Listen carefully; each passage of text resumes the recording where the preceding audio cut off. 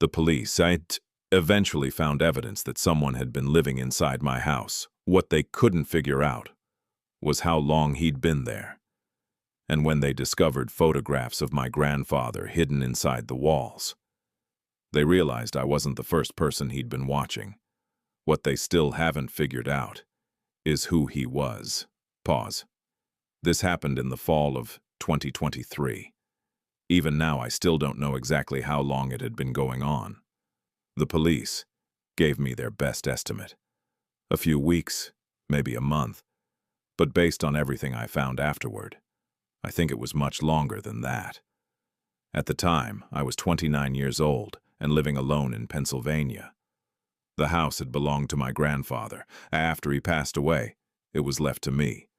It wasn't a huge house. 2 floors, an unfinished attic, a basement, and a small backyard surrounded by trees. The nearest neighbor lived about 200 feet away. Not isolated enough to be considered rural, but definitely quiet. The kind of place where nothing interesting ever happened. At least that's what I thought. I moved in during September. The first few weeks were normal. I unpacked boxes, set up furniture, started settling into a routine. I worked remotely, so most of my time was spent at home. I usually woke up around 7, worked until 5, played games online with friends, watched movies, then went to bed. Nothing unusual. The first strange thing happened about 3 weeks after moving in. One morning I walked into the kitchen and noticed a cabinet door was open. Not wide open, just slightly.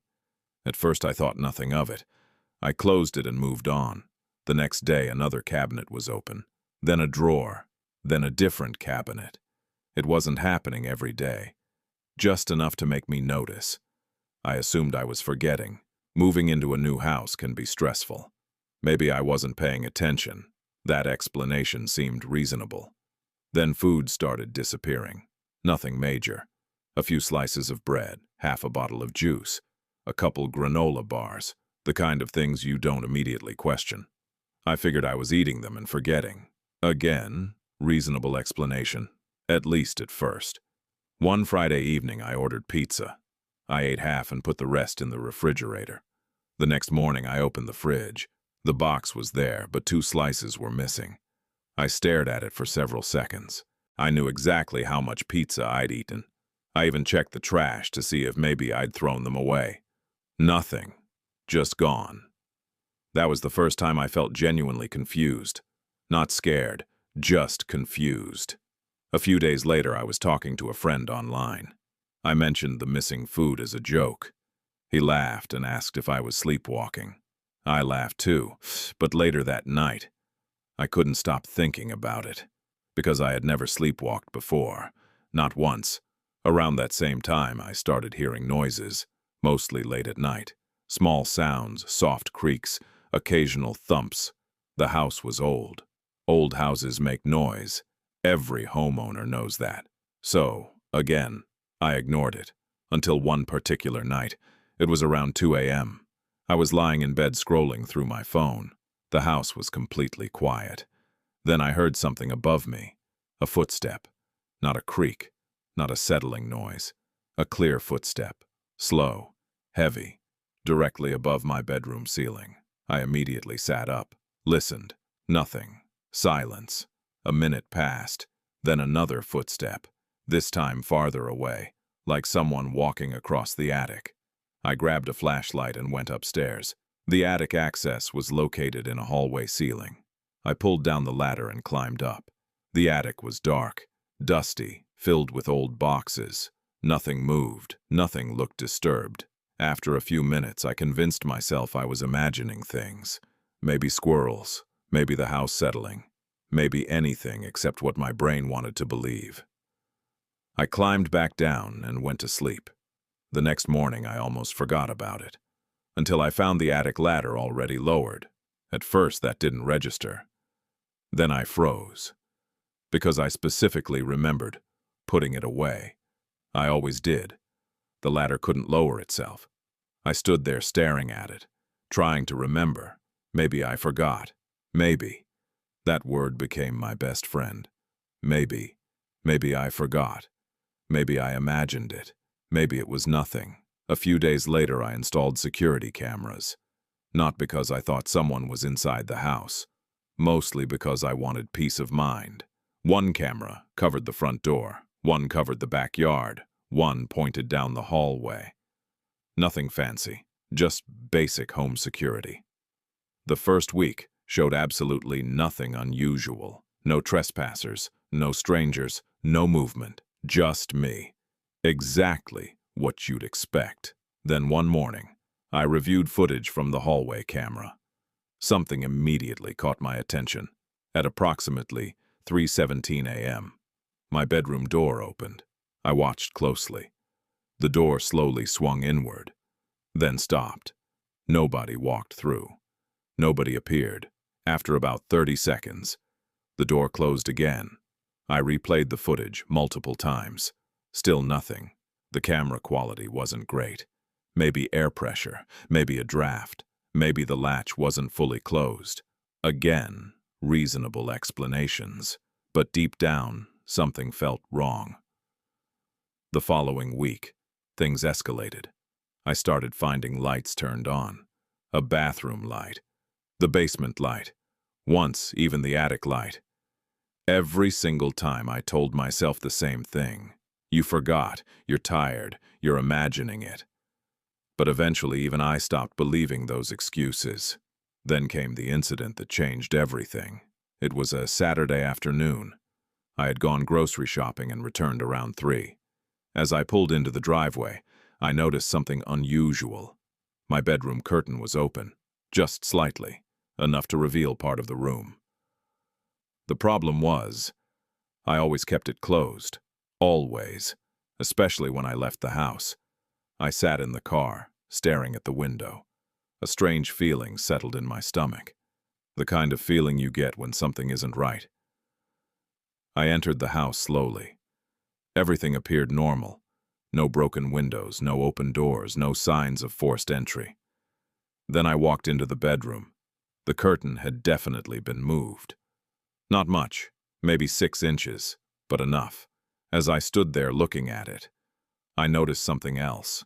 On the nightstand next to my bed sat a coffee mug, a mug I hadn't used in over a week, and inside the mug was fresh coffee, still warm. I dropped it immediately. The cup shattered across the floor.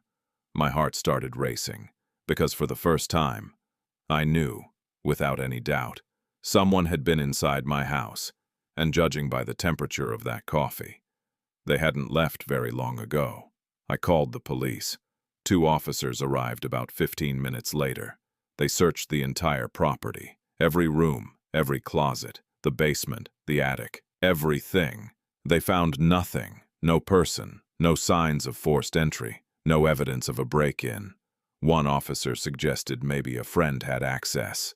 Another asked whether I might have forgotten making the coffee. I could tell they were trying to be polite, but neither of them seemed convinced. Before leaving, they advised me to replace the locks, just to be safe. So that's exactly what I did. That same evening, I replaced every lock in the house. Front door, back door, basement entrance, everything. For the first time in weeks, I felt relieved. Like maybe the problem was finally solved. I had no idea that things were about to get much worse. Because 3 nights later, my hallway camera captured something that changed everything. 2. The next morning, I sat down with a cup of coffee and opened the security camera app. I wasn't expecting much. At that point, I'd convinced myself that if someone had really been inside the house, the cameras would have caught them. I opened the hallway footage from the previous night. For the first few hours, nothing happened. The hallway remained empty. The timestamp slowly advanced. 11 p.m., 12 a.m., 1 a.m., then around 2:43 in the morning. Motion detection activated. I leaned forward. The hallway appeared empty at first. Then I noticed movement near the far end of the frame. Not a person, a shadow. No, not even a shadow. Something had moved just outside the camera's field of view. The motion sensor had triggered, but whatever caused it never fully appeared. I replayed it several times. Same result. The camera detected movement, but there was nothing visible, at least not clearly. Then another motion alert appeared, 2:51 a.m. This time my bedroom door slowly opened. I watched carefully. The hallway was empty. The door opened about 6 inches, paused, then opened wider, as if someone was standing behind it. But nobody ever appeared. After almost 30 seconds, the door slowly closed again. I felt a chill run down my back.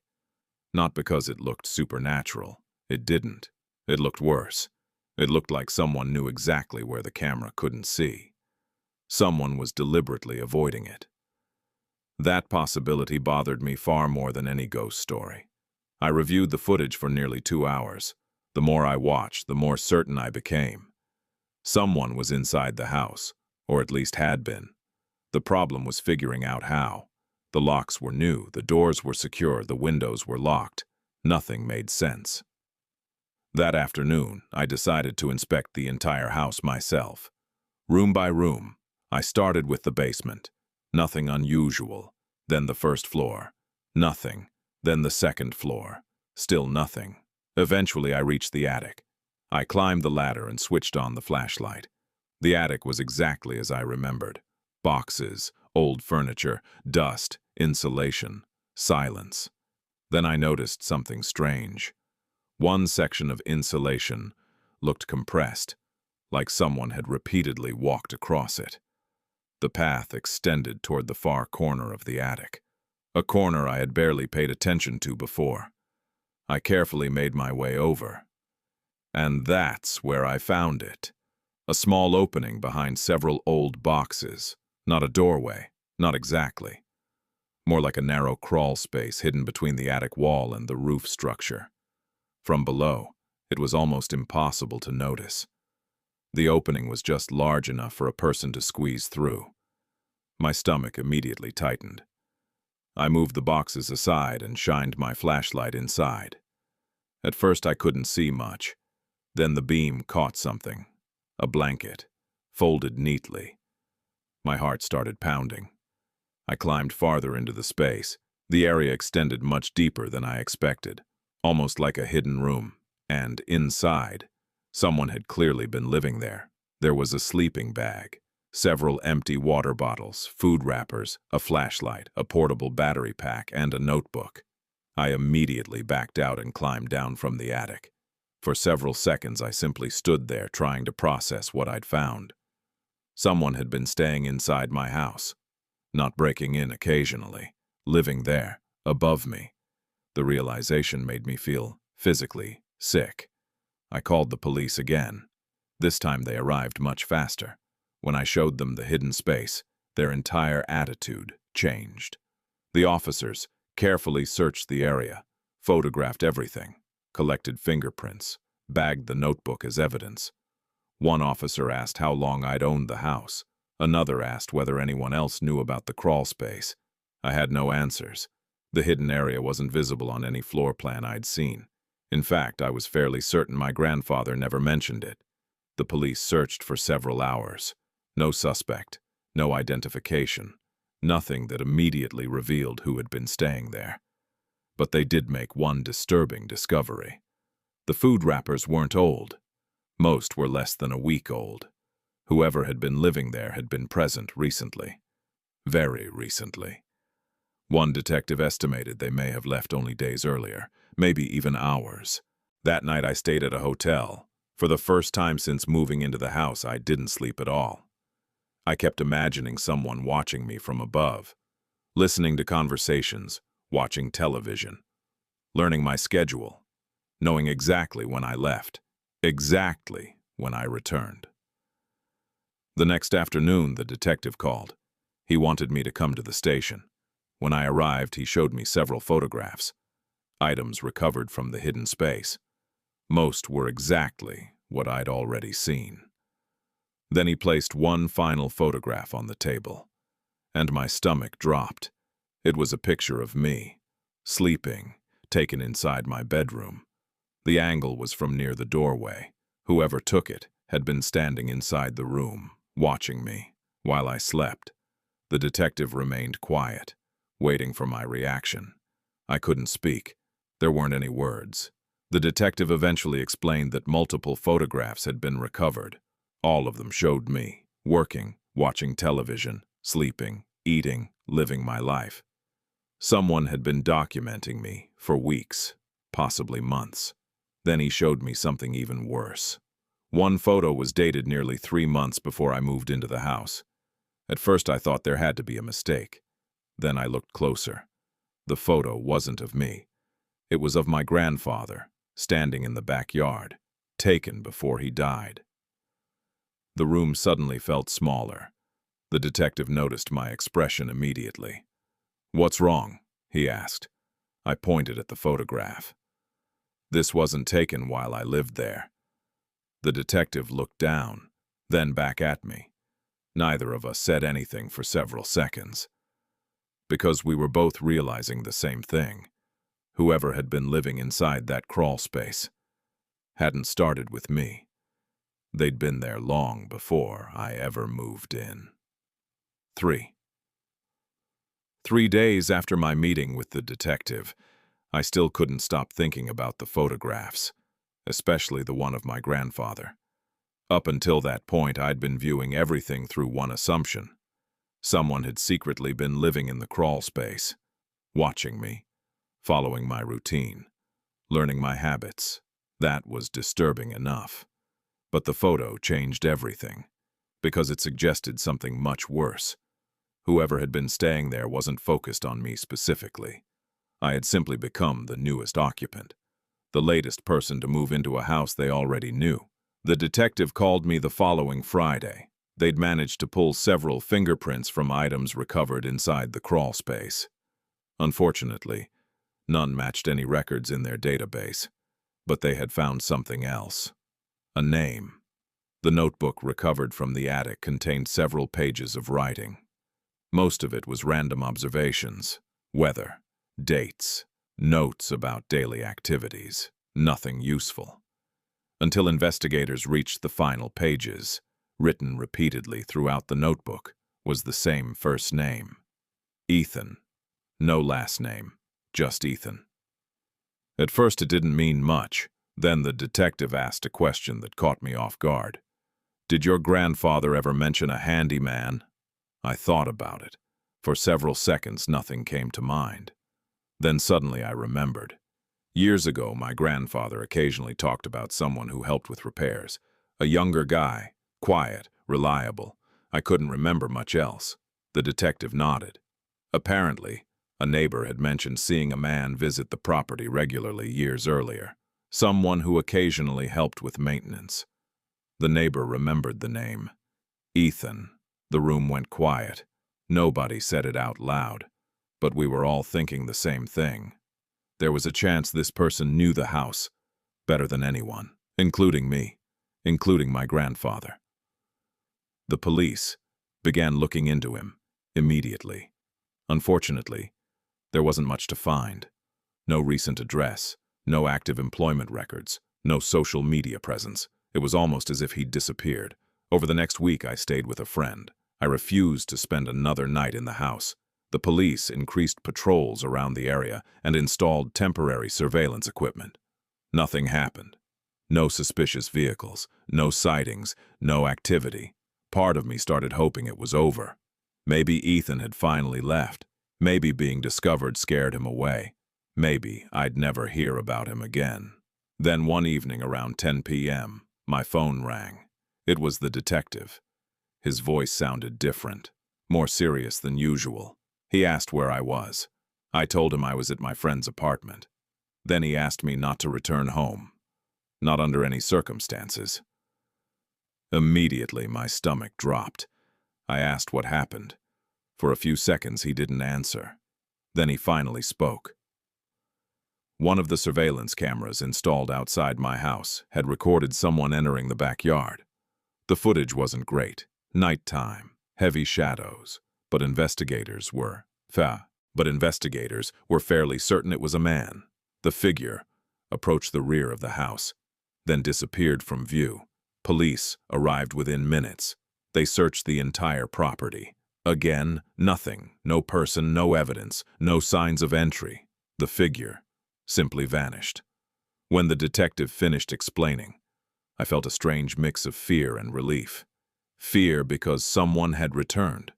Relief because at least I wasn't imagining things. The next morning, I visited the station to review the footage myself. The video lasted less than 30 seconds. A man entered the frame. Tall, thin, wearing a dark hoodie. His face remained hidden. He walked across the yard with complete confidence, like he'd done it 100 times before. Then he disappeared behind the house. That was it. No exit, no explanation, just gone. As I watched the footage, something bothered me. Something I couldn't immediately identify. The detective noticed my expression. "What is it?" he asked. I replayed the clip. Again and again. Then it hit me. The man never looked around, not once. Most trespassers act cautiously. They check windows, scan the property, watch for witnesses. This guy didn't. He walked directly toward the house, like he already knew exactly where he was going. That realization stayed with me. Days passed, then weeks. No further sightings. No additional evidence. The investigation began slowing down. Eventually, the detective admitted they were running out of leads, without a confirmed identity or location. There wasn't much they could do. I started thinking about selling the house. Honestly, I couldn't imagine living there again. Every room felt different now, every creak, every shadow, every memory. The place no longer felt like home. It felt contaminated. Then one final discovery changed everything. A contractor I hired to inspect the property found something hidden inside a wall near the upstairs hallway. At first he thought it was electrical wiring. Instead, he uncovered a narrow storage compartment. And inside that compartment were dozens of photographs. Hundreds, actually. Many were old, very old. Pictures of the house dating back years. Photos of my grandfather. Photos of visitors, neighbors, family gatherings, birthdays, Christmas dinners. Entire moments of people's lives documented without their knowledge. But one photograph stopped me cold. Because it wasn't taken inside the house. It showed me standing outside my office building, downtown Columbus. The photo had been taken only 2 months earlier, before I'd even moved into my grandfather's house. I stared at it for a long time, trying to understand, trying to make it make sense. But it didn't, because if the photo was taken before I moved in, then whoever had been watching me wasn't connected to this house, not originally. The house wasn't the starting point. It was only where they chose to stay. The detective eventually came to the same conclusion. And that realization terrified me more than anything else, because it meant I hadn't become a target after moving into the house. I had already been a target before I ever arrived, and somehow whoever was following me had known exactly where I was going next. 4. After the photographs were discovered inside the wall, the entire investigation changed. Up until that point, everyone believed the same thing. A man had secretly been living inside my house, watching me, following me, documenting my life. But now the timeline didn't make sense. The photo outside my office building proved that. It had been taken before I ever moved into the house, which meant whoever was responsible had known about me long before I inherited the property. For weeks, that fact consumed me. I kept replaying every possibility in my head. Had I met this person somewhere? Had I unknowingly crossed paths with them years earlier? Was it random? Or was there a reason? The detective couldn't answer those questions. Neither could I. The only thing we knew for certain was that the man we were looking for had likely been connected to the house for years, and somehow he had also become connected to me. About a month later, investigators finally made progress. A neighboring county sheriff's office contacted our department after seeing a bulletin related to the case. One of their deputies recognized the name Ethan, not because of any violent crime, but because years earlier, Officers had responded to several reports involving a man sleeping inside abandoned properties. The complaints were strange. Nothing had been stolen. Nothing had been damaged. People would simply discover signs that someone had been secretly living inside unused spaces, attics, storage rooms, vacant buildings, crawl spaces. The same pattern appeared repeatedly. Each time, by the time police arrived, the individual was gone. No arrests were ever made. No solid identification. Just scattered reports stretching back nearly a decade. The detective explained all of this during a phone call. When he finished, I asked the obvious question. Do they think it's the same guy? There was a long pause. Then he answered, "We think so." That answer should have made me feel better. Instead, it made me feel worse, because it suggested this wasn't an isolated incident. This person had been doing it for years, maybe longer, and apparently nobody had ever stopped him. A few days later, I returned to the house for the first time since moving out. Not to stay, just to collect a few remaining belongings. The police believed the property was secure. The surveillance equipment remained active. Nothing suspicious had occurred in weeks. Still, I felt uneasy the moment I stepped inside. The house felt different, smaller somehow. Every room carried memories I no longer trusted. I packed several boxes and tried not to think about the attic. Tried not to think about the hidden room above my ceiling. After about an hour, I carried the last box toward the front door. Then I noticed something, a small object sitting on the hallway floor. At first, I assumed it was debris, maybe something left behind during the wall inspection. But when I picked it up, I realized it was a photograph. My heart immediately started racing. The picture showed me carrying boxes into the house on the day I moved in. I stared at it for several seconds. I had never seen it before. The police had never found it, and I was absolutely certain it hadn't been there when I arrived earlier. For a moment, I simply stood, frozen, trying to process what I was holding. Then I turned the photograph over. Written on the back were 4 words. "Take care of it." Nothing else. No name and no date, no explanation. I left immediately. The photograph went straight to the detective. Investigators tested it for fingerprints. Nothing usable. The paper itself was ordinary. No clues, no evidence. Just another piece of a puzzle that refused to make sense. Several months passed after that. Eventually, I sold the house, not because the police advised it, not because I thought someone would return. Honestly, I just couldn't live there anymore. The place felt wrong. The memories attached to it felt wrong. Every corner reminded me that someone had been watching, listening, living just a few feet away without my knowledge. So I sold it, moved into an apartment, and tried to move on. For a while, things improved. Life returned to normal. No strange notes, no missing food, no photographs, nothing. Almost a full year passed without incident. Then one evening I received a call from the detective. The number immediately caught my attention because I hadn't spoken to him in months. His first question was unexpected. "Are you home?" I told him yes. Then he asked me to lock my doors, every single one. I could hear tension in his voice, the kind that instantly makes your stomach drop. I asked what happened. He explained that another property owner had contacted police earlier that day. The owner had recently purchased a farmhouse about 30 miles outside town.